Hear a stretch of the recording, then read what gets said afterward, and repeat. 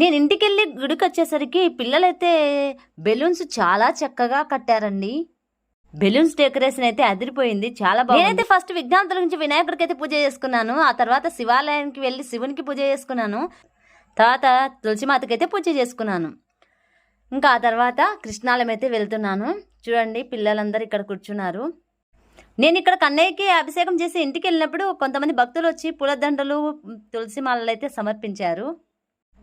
నాకైతే చాలా హ్యాపీగా అనిపించింది. నిజంగా నాకైతే కన్నయ్యకి పూజ చేస్తుంటే చాలా ఆనందంగా అనిపించింది. పిల్లలైతే భజనలు అయితే చేస్తున్నారు, చాలా హ్యాపీగా అనిపించింది నాకైతే. హరే రామ హరే కృష్ణ అనుకుంటా చేస్తున్నారు.